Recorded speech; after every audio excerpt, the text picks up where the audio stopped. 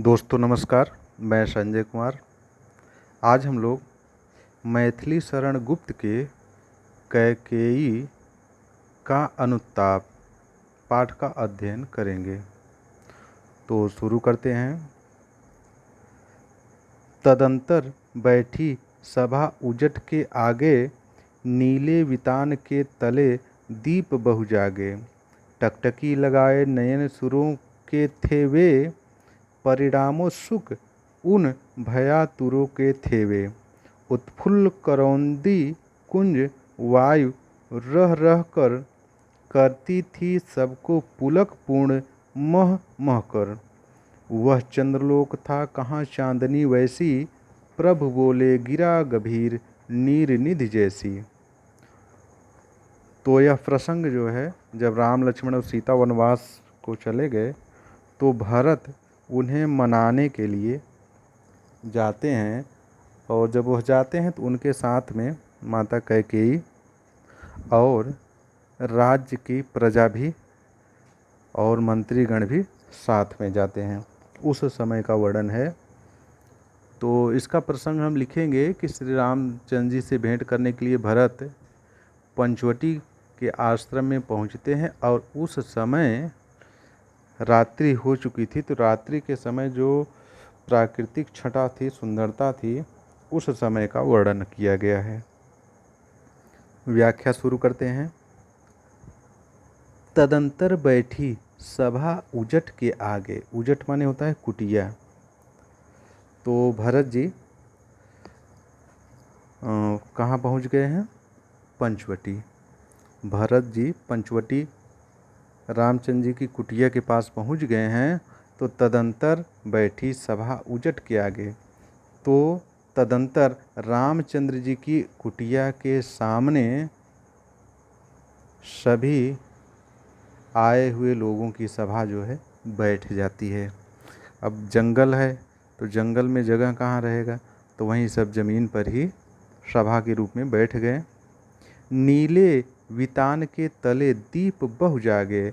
और उस समय संध्या का समय था, रात्रि थी। तो नीले आकाश, वितान माने होता है चंदोवा, नीले आकाश रूपी चंदोवा या चांदनी, चंदोवा कहते हैं जो टेंट लगता था पहले, उसी को कहा जाता है, तो चंदोवा कहेंगे। तो नीले आकाश रूपी चंदोवे के नीचे और दीप बहु जागे। अब वहाँ दीपक जलेगा नहीं, तो दीपक के रूप में तारे हैं। तो तारे रूपी बहुत से दीपक क्या हो रहे हैं? जल रहे हैं। अर्थात कहने का मतलब ये हो गई कि सभा श्री रामचंद्र जी की कुटिया के आगे बैठ जाती है, और उसमें चंदोवे में क्या है? नीला आकाश चंदोवे के रूप में है, और वहाँ पर दीपक के रूप में तारे टिमटिमा रहे हैं, बहुत ढेर सारे। तो एक बार फिर से देखते हैं। तदंतर श्री रामचंद्र जी की कुटिया के सामने ही सभा बैठ जाती है, और उस नीले आकाश रूपी चंदोवे के नीचे सभी लोग बैठे हैं, और वहाँ पर तारे रूपी बहुत से दीपक जगमग जगमग जगमग जगमग कर रहे हैं। टकटकी लगाए नयन सुरों के थे वे, परिणामों सुख उन भयातुरों के थे वे। अब उस सभा की तरफ जो है देवता भी, सुर माने देवतागण भी एक टक नजरें गड़ाए हुए हैं। किसके लिए? परिणाम जानने के लिए कि आखिर क्या होगा। परिणामों सुख उन भयातुरों को थे वे सभी लोग परिणाम को जानने के लिए उत्सुक थे, क्योंकि देवताओं को भी भरत प्रिय थे।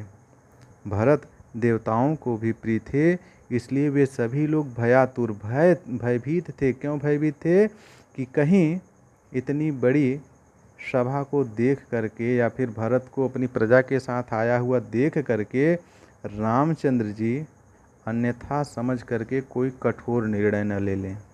इसलिए देवतागण भी क्यों थे? भयातुर थे, मतलब भयभीत थे कि कहीं ऐसा न हो कि रामचंद्र जी उन लोगों को देख करके कोई कठोर निर्णय न ले लें। उत्फुल्ल करौंदी कुंज वायु रह रहकर करती थी सबको पुलक पूर्ण मह महकर। और पास में ही करौंदी कुंद, करौंदे का बगीचा था, वह फूलों से खिला हुआ था। तो वह उत्फुल्ल मतलब प्रफुल्लित था, कैसे कि जैसे वह सभा को देख करके प्रफुल्लित हो, और वायु रह रहकर, और वायु भी उस करौंदे के बगीचे से रह रह करके चल रही थी, तो जिससे उस करौंदे कुंज की जो फूल की खुशबू थी वह सबको पुलक पूर्ण मह महकर अपनी सुगंध पहुंचा करके, अपनी सुगंध सबको पुलकित कर देती थी, आनंदित कर देती थी। और पास में ही करौंदे की बगीचा था या करौंदी का कुंज था, तो जिसमें फूल लगे हुए थे। वह भी उस सभा को देख करके ऐसे लग रहा था कि प्रफुल्लित हो गई थी, और वायु वहाँ से हवा जो है चल करके उस सभा में बैठे हुए सभी लोगों को अपनी महक से, अपनी सुगंध से सबको पुलकित कर देती थी, आनंदित कर देती थी। वह चंद्रलोक था, कहाँ चांदनी वैसी। उस चांदनी रात्रि में बहुत ही मनोहर दृश्य था। चारों तरफ चांदनी का प्रकाश फैला हुआ था, तो बहुत ही मनोहर दृश्य था। ऐसे लग रहा था, इतना सुंदर था कि वैसी चांदनी चंद्रलोक में भी कहाँ, अर्थात ही बहुत ही मनोहर दृश्य था वह। प्रभु बोले गिरा गंभीर नीर निधि जैसी। और तभी उसी क्षण श्री रामचंद्र जी नीर निधि अर्थात समुद्र के समान गंभीर, गिरा माने वाणी, गंभीर वाणी में बोलने के लिए आ जाते हैं। अब इसमें काव्य सौंदर्य है, रूपक अलंकार है, उपमा अलंकार है, अनुप्रास अलंकार। इसमें रस है शांत रस, छंद है सवैया छंद, और इसमें प्रकृति का बहुत ही सुंदर वर्णन किया गया है। तो आज के लिए बस इतना ही। धन्यवाद।